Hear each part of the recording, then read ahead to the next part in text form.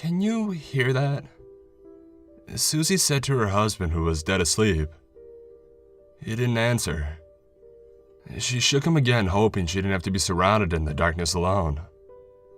Still no answer, not even a grunt of anger.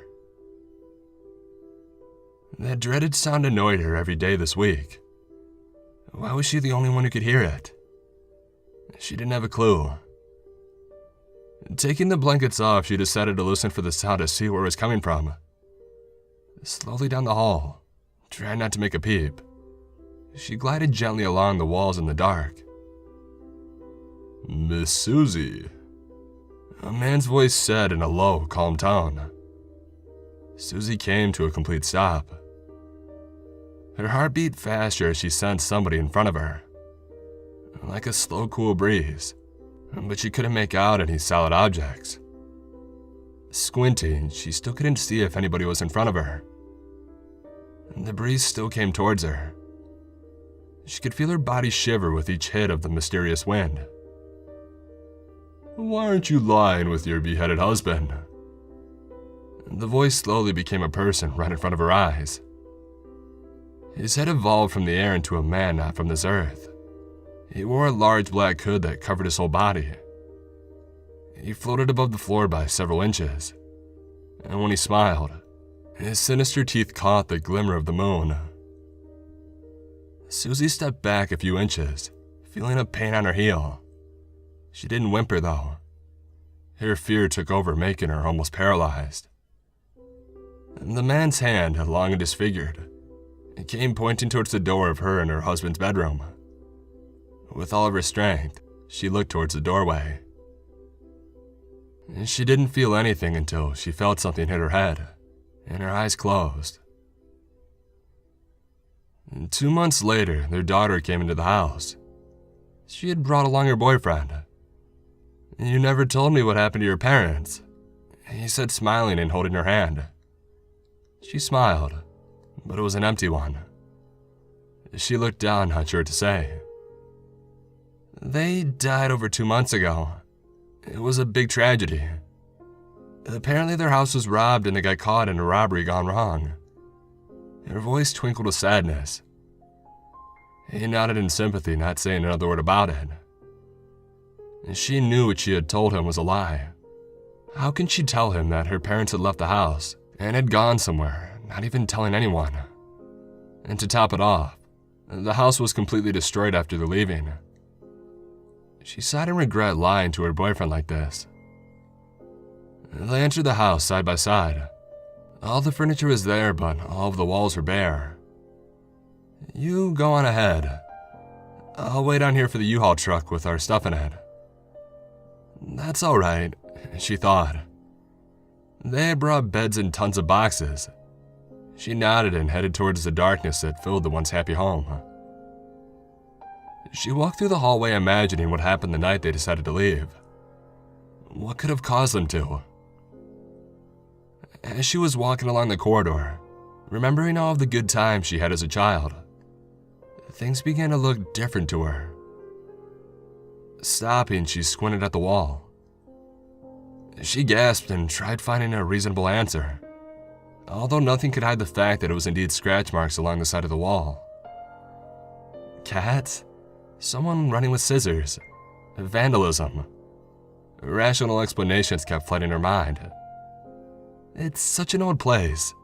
Maybe it was vandalism. Kids must have picked the lock and snuck in. Maybe used a knife or scissors to scratch up the walls. She thought aloud, smiling to herself. Nothing to worry about then, she added inside of her head. Next, she headed towards her mother and her father's room. With a hint of sadness and doubt, she opened the door to find nothing or no one in the room. Before now, she had opened this door millions of times, seeing them smiling at her and feeling the love run through her body. But now, all that runs through her body is the sadness of never seeing her parents again. "Hey, Chels, it's here." Brad called her from the front door. She immediately shook off the daydream, but she couldn't help to feel that something had been there with her. Following her boyfriend's call, she was confronted with two other men taking down the boxes in the bed. Hours later, the truck had been emptied. They thanked the two men for their hard work and paid them $20 each. Upon unpacking the boxes, there was one marked with a strange symbol. "What is it, Brad?" she said, noticing that he was motioning to her to come where he was. "What's this?" he asked, sounding excited. She shrugged as she examined the mysterious mark. "It looks to me like some sort of ancient symbol." He looked at her with wondering eyes that said he wanted to open this thing. She looked at him and said, "If you're thinking about opening this thing, then forget it. It looks weird and evil. I don't want to unleash something that shouldn't be here." He laughed as soon as she had finished. He rested his hand on her shoulder and he said, "But we do live on Devil Street." She gave him a sarcastic look and continued with her packing. Later on in the evening, she had fallen asleep. Brad looked at the unopened strange box that carried the mysterious symbol with curious eyes. If Chelsea's asleep, then it'll be perfect because she won't know, right? He thought to himself as he grinned. He grabbed the box and headed to their used-to-be Chelsea's parents' bedroom, but now it's their bedroom. He closed the door gently and without a second thought of regret. He opened the box to find a simple laptop. It must have been Chelsea's old laptop, he thought as he held it with his hands. He could feel something trickle down his spine. Not enough to cause hysteria though, but enough for him to shiver from the cold. He looked to see the window and thought that it maybe be open. He opened the laptop and the last thing he saw before he faded to black was the Google homepage. It must have been midnight since it was still dark when Chelsea opened her eyes to hear a faint buzzing noise. "My phone," she said, surprised but worried that somebody was calling her. She checked her pocket, but it was not coming from her phone. "Well, it's gotta be Brad's," she thought as she held the wall in the pitch-black hallway. "Brad!" She called in a semi-scream, semi-whispered tone. Suddenly, the buzzing stopped. She sighed and headed to the bedroom to sleep on a real bed. She awoke in the morning to find she was alone in the house. Maybe he had went to the store, she thought, as she had gotten dressed and made breakfast. She ate her meal and thought about the buzzing sound again. She assumed that it was Brad's phone, but he never puts it on vibrate. It suddenly slipped out of her mind as she was faced with more unpacking. She was in the middle of putting away dishes when she heard a slight sound. It was like a high-pitched breathing, only low and drawn out. She looked around the corner, but every time she did it, it would stop. She soon figured it was nothing and stopped worrying about it. Later that night, as she was getting ready for bed, there it was again, but this time it was much, much lower. She looked around the room to find nothing strange or anything that could make that noise. She continued to comb her hair, ignoring everything. And suddenly she realized something was missing. Brad still hadn't made it back.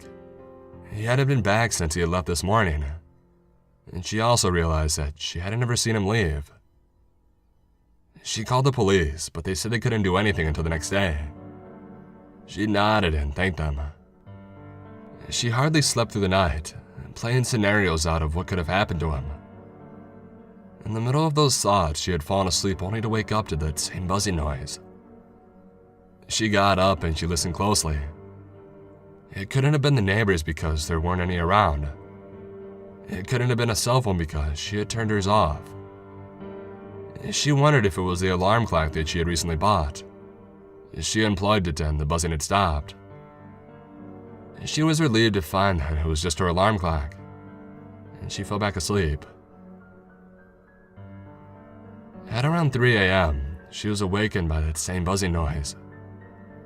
She got up and looked at the alarm clock. It was off, but where was the sound coming from? She got up and checked the whole room to find nothing. And then a thump. She immediately turned around. It came from under the bed. She grabbed a flash drive and with closer examination, she saw a laptop. Maybe it used to be Brad's, she thought aloud, trying to reassure herself. She reached slowly for it, but something made pain alongside her arm. It burned and she got her arm back to find a large scratch. It could have just been from something sharp under the bed. She went to the living room, grabbed a broom, and came back to the room. She eventually got hold of this laptop and put it on her desk. She fell asleep tired and waited until morning to check the thing out. As soon as she had gotten dressed, she sat at the chair to her desk. Opening the laptop, it didn't seem different, other than it not having any brand symbols. The only symbol on it was one in the lower hand corner, the same one that was on the box. And then she thought back about Brad wanting to open it. She got angry and understood why he had gone. The laptop started to a normal screen that looked exactly like the Windows Vista sign-in screen. There were 2 accounts on this laptop. The first one was called First of All, and the second titled Secondly. She decided to click on the first one. It opened up and nothing seemed to be odd, unless you count no programs and a plain black desktop background. She examined everything, making sure to find at least something, and finally found a text document. Regretting her decision and curiosity, she double-clicked it. When it opened, it appeared to be 2 long pages. She read aloud, hoping that it would calm her nerves. First of all, I would like to thank you for purchasing this laptop. It means so much to me that you would go out of your way for the person you hate. As one of the 9 satanic statements say, he represents vengeance, instead of turning the other cheek. Now let me explain what will happen to the person you demise. Much like a voodoo doll, but the total opposite. You give them this or hide it for them to find, and once they open it, they will be sent to hell for all eternity. You have exactly 5 days to cast a spell. She stopped reading. Sadness filled her stomach knowing someone had hated him. It raised to her throat, causing a lump, and eventually a tear flew from her eye. She sobbed as her heart was breaking. She felt something tickle her spine and grew to become something sharp. She felt the pain in her lower back, sharpening until she became numb. Don't worry, my dear. A low, calm voice flushed over her. You'll be all right soon, he said, and she became dizzy. The walls spinning out of control as her eyes fluttered and stayed shut. The police were soon called by a friend who visited them and hadn't heard any signs for the past 5 days. They barged in and saw nothing and no one. The walls were naked without any decoration, the rooms, each one hollow without any furniture. The only thing that remained was a simple laptop in the middle of the master bedroom. The policeman examined the laptop and found a text document was opened. No words were written down. He logged off, but before shutting down, he logged into the one titled Secondly. Curiosity had gotten the better of him, and he was confronted with a nice family portrait. An elderly couple with a young lady holding a young man's hand. He smiled and a text document showed up. It was titled, Whom You Wish to Curse, .txt. It read simply, The Newton Family.